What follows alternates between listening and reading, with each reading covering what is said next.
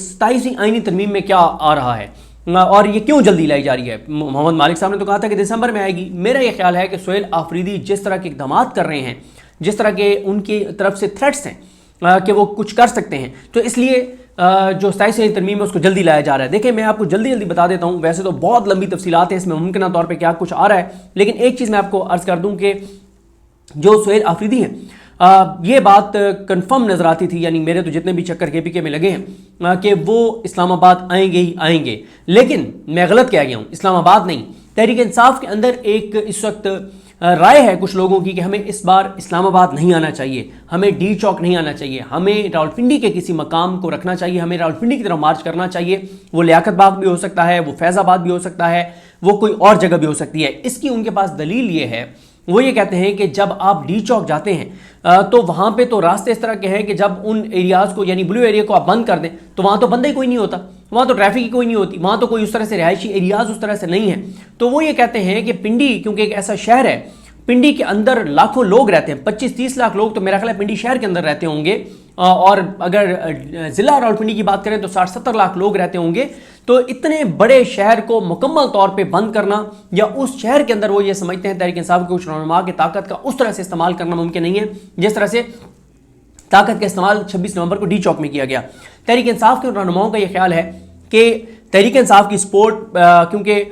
ہر گلی ہر محلے کے اندر ہے، اور پنڈی کے اندر یہ آپ مری روڈ دیکھتے ہیں تو ہر طرف رائٹ لیفٹ آبادی ہے. دوسرا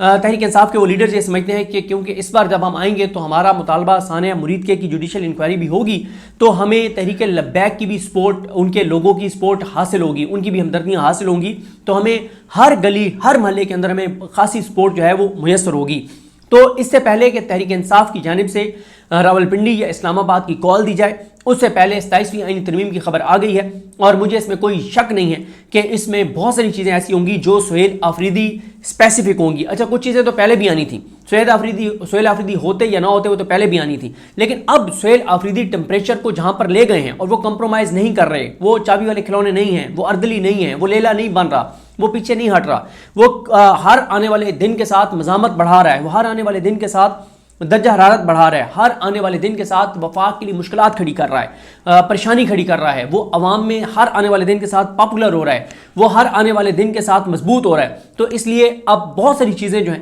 وہ سہیل آفریدی کا راستہ روکنے کے لیے بھی ہوں گی. میں آپ کو جو رائے ثاقب کھرل صاحب کے پروگرام میں انہوں نے 3 آرٹیکلز کا حوالہ دیا ہے کہ ان 3 میں بھی چینجنگ ہوگی، آرٹیکل 8، آرٹیکل 199 اور آرٹیکل 200. یہ بھی تینوں آپ سے ریلیٹڈ ہیں، میرے سے ریلیٹڈ ہیں، پورے پاکستان سے ریلیٹڈ ہیں، پاکستان کے بچے سے ریلیٹڈ ہیں، پاکستان کے آنے والی نسلوں سے ریلیٹڈ ہیں. اس پہ بھی میں آؤں گا، لیکن اس سے پہلے میں آپ کو بتا دوں کہ جو محمد مالک صاحب نے جو چیزیں بتائی تھیں ان کو اگر ہم سامنے رکھتے ہیں تو وہ کیا چیزیں ہیں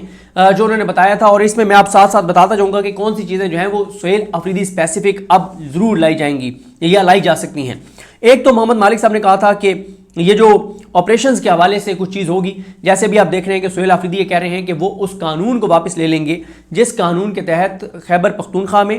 ملٹری آپریشن ہو رہا ہے. تو اس میں ممکنہ طور پہ 27ویں آئینی ترمیم میں ایک ایسی ترمیم آ سکتی ہے کہ صوبے کا اختیار ختم کر دیا جائے اور وفاق کو یہ مینڈیٹ دے دیا جائے کہ وفاقی حکومت کا وزارت داخلہ یا وفاقی کابینہ یہ فیصلہ کرے گی کہ پاکستان کے کس صوبے کے کس علاقے میں ملٹری آپریشن کی اجازت دینی ہے. یعنی صوبے سے یہ اختیار ہی واپس لیا جا سکتا ہے کہ صوبہ ملٹری آپریشن کے حوالے سے کوئی فیصلہ کرے، اور جب وہ ملٹری آپریشن کے حوالے سے صوبہ فیصلہ ہی نہیں کر سکے گا تو وہ جو کولیٹرل ڈیمیج والا جو قانون وہ لا رہے ہیں وہ بھی میرا خیال ارریلیونٹ ہو جائے گا، اور اس کے حوالے سے بھی کوئی ایسی چیز آ سکتی ہے کہ اس سے پہلے کہ کولیٹرل ڈیمیج کے حوالے سے کوئی سخت قانون لے آئیں سہیل آفریدی، کوئی ایسی چیز آئین میں ترمیم کر کے کر لی جائے کہ وہ اس کے بعد صوبے کے پاس اس حوالے سے قانون سازی کا اختیار ہی نہ رہے. بہت سارے ایسے سبجیکٹس ہیں جس میں صوبے کے پاس اس سبجیکٹ سے ریلیٹڈ، اس ایشو سے ریلیٹڈ، اس معاملے سے ریلیٹڈ صوبے کے پاس اختیار ہی نہیں ہے کہ وہ قانون سازی کرے. تو یہ کیا جا سکتا ہے کہ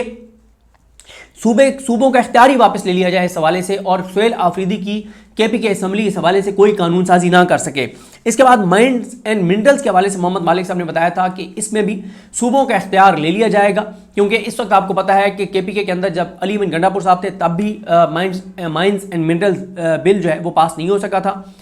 تو اب محمد مالک صاحب نے جو خبر دی تھی مہینہ 1.5 مہینہ پہلے، انہوں نے کہا تھا کہ صوبوں سے یہ اختیار واپس لے لیا جائے گا، مائنز اینڈ منرلز کا فیصلہ وفاق کرے گا، صوبے نہیں کریں گے. تو یہ بھی سہیل آفریدی اسپیسیفک کے پی کے اسپیسیفک جو ہے وہ ہوگی، کیونکہ اس وقت بلوچستان میں کوئی ایشو نہیں ہے، کیونکہ بلوچستان میں مولانا فضل الرحمان جو ہیں ان کی جماعت کے لوگوں نے بھی مائنز اینڈ منرلز بل جو ہے اس کو ووٹ کیا ہوا ہے، اس کو حق میں ووٹ دیا ہوا ہے. اور مولانا نے بعد میں کہہ دیا مجھے پتہ نہیں تھا، میں ان کے خلاف کارروائی کروں گا. کوئی کارروائی مولانا نے نہیں کی، نہ ان کو ڈس آن کیا ہے. لیکن مسئلہ ہے تحریک انصاف صرف وہ ریزسٹ کر رہی ہے، اور اس میں مطلب آپ کے سامنے اچھا اس میں یہ بھی اطلاعات ہیں کہ یہ بھی ہو سکتا ہے کہ گلگت بلتستان کو پاکستان کا ایک صوبہ جو ہے وہ ڈکلیئر کر دیا جائے، ان کی سینٹ میں نشستیں آ جائیں، قومی اسمبلی میں ان کی نشستیں آ جائیں، اور جب اس کو پاکستان کا صوبہ ڈکلیئر کر دیا جائے گا گلگت بلتستان کو، تو پھر یہ ہوگا کہ وہاں کے جو مائنز اینڈ منرلز ہیں ان کا بھی اختیار وفاق کے پاس آ جائے گا. اس کے علاوہ وفاق کی ٹیریٹری جو ہے، وفاق کی ٹیریٹری اس کو بڑھا دیا جائے، اور یعنی محمد مالک صاحب نے کہا کہ مکران کوسٹل ہائی وے کو وفاق کا حصہ قرار دیا جا سکتا ہے، بندرگاہوں کو وفاق کا حصہ قرار دیا جا سکتا ہے، وفاق کی زمین قرار دیا جا سکتا ہے کہ وہاں پہ اختیار صوبوں کا نہیں وفاق کا چلے گا. اس کے علاوہ میرا یہ خیال ہے کہ جس طرح سے سہیل آفریدی چیزیں کر رہے ہیں تو گورنر راج ایمرجنسی کے حوالے سے بھی کچھ آئین میں تبدیلیاں کی جا سکتی ہیں، تاکہ اگر سہیل آفریدی کچھ بھی کرتے ہیں تو گورنر راج اور ایمرجنسی لگانا آسان بنا دیا جائے اور اس کو کنٹینیو کروایا جا سکے. اور ایک چیز اور آپ ذہن میں رکھیں کہ اب یہ بات طے ہے کہ عمران خان صاحب سے 27ویں آئینی ترمیم کے پاس ہونے تک کوئی ملاقات سہیل آفریدی کی یا پی ٹی آئی کے کسی بھی بندے کی مجھے نہیں لگتا کہ ہوگی، کیونکہ آپ نے دیکھا کہ 9 مئی کے حوالے سے ہمارے دوست فیصل عباس کھر صاحب کا آپ نے ٹویٹ دیکھا ہوگا کہ اس میں یہ کیا گیا ہے کہ جو عمران خان صاحب ہیں ان کا دوبارہ ویڈیو لنک کے ذریعے 9 مئی کے حوالے سے جو کیسز ہیں ان کی ویڈیو لنک کے اوپر عمران خان کی سماعتیں ہوں گی. اور جو یہ ہے توشہ خانہ 2 کیس وہ میرے خیال 27 نومبر تک اس کو ملتوی کر دیا گیا ہے. تو یعنی اس سے پہلے عمران خان سے ملاقات کے کوئی مجھے نہیں لگتا کہ اب چانسز ہیں جب تک 27ویں آئینی ترمیم پاس نہیں ہو جاتی. اس کے علاوہ NFC یہ معاملہ بھی سہیل آفریدی نے بہت شد و مد سے اٹھایا ہے، اس کے اوپر ان کو بڑی پبلک سپورٹ حاصل ہوئی ہے. ہم نے خود وہاں پہ گراؤنڈ پہ جا کے دیکھا ہے جس طرح سے انہوں نے وفاق کو للکارا ہے کہ آپ نے خیبر پختونخوا جو ہے اس کے 3000 ارب روپے دینے ہیں، آپ نے قبائلی علاقوں کے کتنے پیسے دینے ہیں. اور سہیل آفریدی نے کہا کہ ہمارا NFC یہ NFC ایک جو فورم جس کے اوپر بیٹھ کے یہ فیصلہ ہوتا ہے کہ کس صوبے کی کتنی آبادی بڑھ گئی ہے اور کس صوبے کا کتنا شیئر بڑھ گیا ہے، جو وفاق کے پاس ٹیکس آتا ہے یا باقی چیزیں آتی ہیں وہ کس طرح سے تقسیم ہوں گی، پیسہ صوبوں کے درمیان کیسے تقسیم ہوگا. اس میں کیونکہ اب فاٹا کا انضمام ہو چکا ہے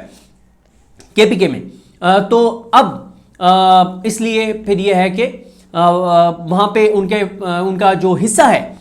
جو فنڈز کا وہ بھی بڑھنا چاہیے، اس کے اوپر بھی وہ مسلسل بات کر رہے تھے. تو NFC کے حوالے سے بھی ایسی قانون سازی کی، آئین میں ایسی تبدیلی کی جا سکتی ہے کہ سہیل آفریدی کو وہ پیسے نہ مل سکیں جو پیسے وہ وفاق سے مانگ رہے ہیں. اور یہ بھی ہو سکتا ہے کہ اس ترمیم کے اندر ویسے ہی قبائلی اضلاع کو دوبارہ جو ہے وہ وفاق کا حصہ بنا دیا جائے، یہ بھی ہو سکتا ہے. اچھا اگر وفاق کا حصہ بنا دیا جاتا ہے اور ان کی صوبائی نشستیں ختم کر دی جاتی ہیں تو پھر سہیل آفریدی کا کیا وہ ہوگا فیوچر ہوگا، کیونکہ اگر وہاں پہ سیٹیں ہی صوبائی اسمبلی کی ختم کر دی جاتی ہیں تو وہ تو MP نہیں رہیں گے سہیل آفریدی. تو ایک مطلب اس وقت وفاقی حکومت جتنی سہیل آفریدی سے خوف زدہ ہے، یہ کچھ بھی کر سکتے ہیں، یہ کچھ بھی کر سکتے ہیں، یہ کچھ بھی کر سکتے ہیں. آپ نے دیکھا نہیں انہوں نے سپریم کورٹ کے ساتھ کیا کیا، آپ نے دیکھا نہیں انہوں نے عدالتوں کے ساتھ کیا کیا، اور عدالتوں کے ساتھ جو اور کرنے جا رہے ہیں وہ بھی میں آپ کو بتاؤں گا.